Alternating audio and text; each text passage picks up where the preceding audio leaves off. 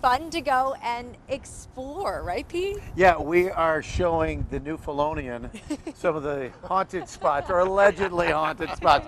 We're here at the Naval Park with Shane talking about the USS the Sullivans, one of the most haunted spots in Western New York, allegedly. Yes, Pete and Courtney, it absolutely is one of the hauntedest spots in Western New York. You know, there's a lot of, she was in World War II, so there was a lot of, you know, very tense battles and tense times for the crew. And, you know, we've been here since 1979, open to the public, and a lot of people have seen some very strange things on board after the ships came out of service. Today, have we seen any ghosts? No, but I could go to my car and get you some pictures. Really? You betcha, Red Ryder. You've seen, what have you seen? I've seen ghosts. Several years ago, I was doing a tour of third graders, and George, the picture of George started disappearing as I was talking. Above the shower curtain, that guy speaking out at us. Oh my God. So are you afraid? No. You're going in now? I have you here, Pete. I'm not afraid. I didn't bring any ghost repellent. No, I'm making you go first. There we go. It was. Catch me up to date. Tell us about some of these stories. Yeah, okay, so there, again, a long history with people working here. One of the most haunting ones is in one of our berthing compartments where there is an apparition or a ghost of a sailor with a very mangled face. There's one by the scuttlebutt. So a scuttlebutt is the water fountain, and that's where kind of the term comes from, scuttlebutt. And so there's an apparition that kind of hangs out on the mess deck where the crew would eat. And the history of the ship, it's named after the Sullivan brothers who were killed on the Juno. Correct, yeah. And so they never were actually on the ship. So that's what kind of makes the mystery a little more mysterious. It does make it mysterious. You wonder if the brothers and their spirits could transfer to this ship because it's named after them. And how many ghosts have you seen? I'll say one. Oh, really? Yeah, I'll say one. Right. Well, no, I didn't see it. I heard a door shut that shouldn't have shut. Wait a second, I just got a chill. Oh, no, that's just the wind. Sorry, we're at the waterfront. Well, thank you very much. You're welcome, Pete. Another ghostly tale Yes. for mostly Thank you haunted so Buffalo. much. Welcome. Thank you so much. Welcome.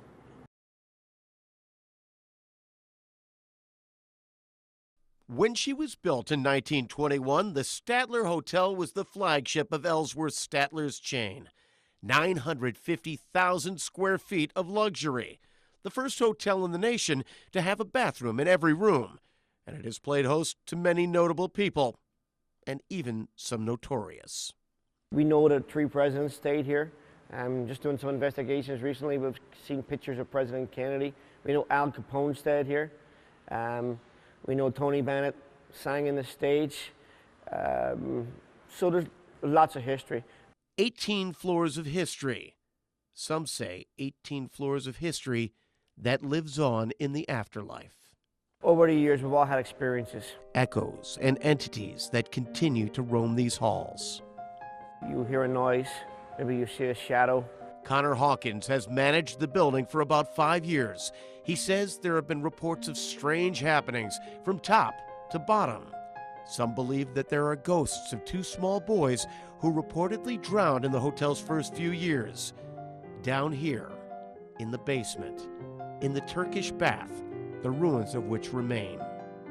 Connor says that he has had requests from people and paranormal groups to go through the building for years. And so this fall, they finally started doing it, conducting ghost tours of this massive structure. The response has been very, very good. Have you had any experiences on the tour? Absolutely. Oh, they've heard noises, they've felt temperature fluctuations, and seen shadows. No one's seen any figures. No one's come up and said hello to anybody. But we've had some EVPs. EVPs, or electronic voice phenomenon, the most hair-raising of which occurred here in the rendezvous room. The voice of a man that came through. Here's the actual recording. Did you used to come here on Friday or Saturday nights?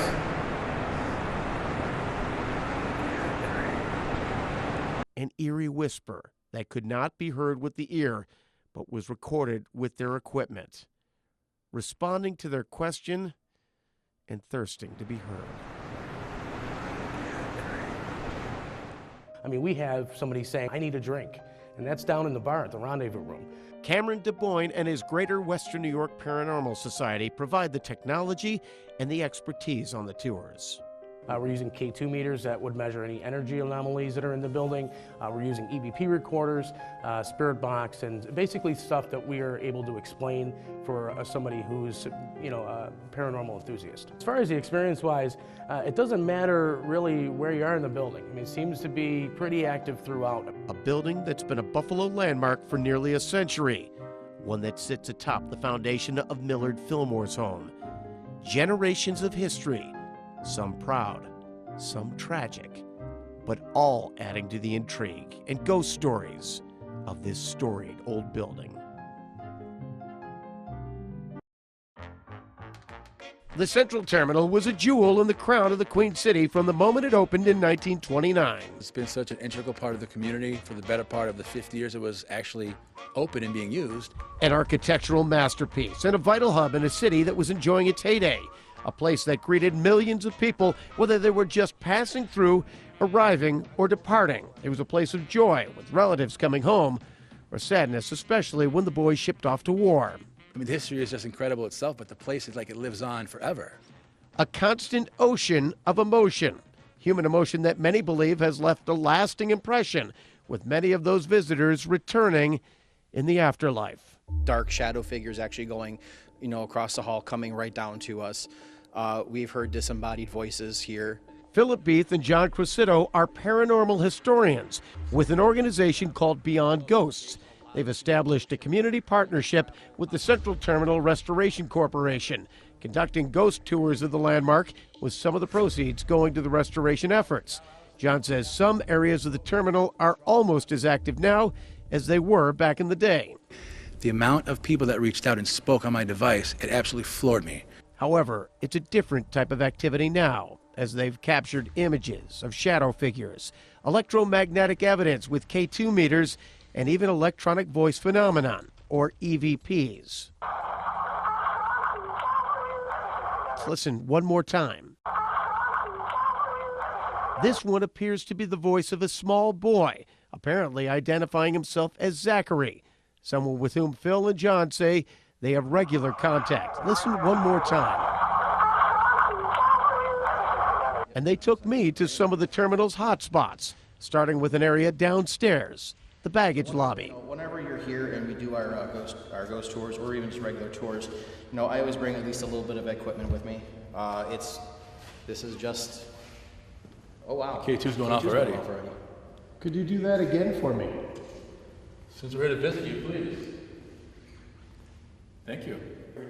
With some success down there, we headed up to the second floor of the tower. Where the offices, and there's offices down the hallway as well, but at the very end here is what we're going to show you. It's kind of like the piece de resistance of the ghost hunting at the terminal. This is also the hallway where I always see shadow figures darting back and forth. Their theory is that many of those figures are spirits actually coming out to check them out. This looks like a place Zachary might hang out. And finally, we went in search of the little boy on that EVP recording. This is indeed the place that we've first encountered him. We've encountered him many times, after the fact, but this tends to be where you find Zachary on a regular basis. They keep several trigger objects on the floor, toys, candies, and these balls, they've been known to move on their own on some visits.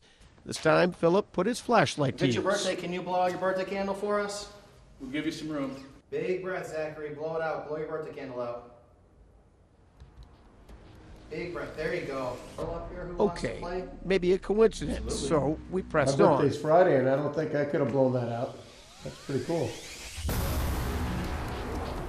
it back on. Wow, that's now you've got my attention. That was awesome. Well, if you believe that that stuff is real, for whatever reason, this place tends to be, in a good way, a harbinger of paranormal phenomena. People love it. They love it in life. They love it in death. So that's the terminal.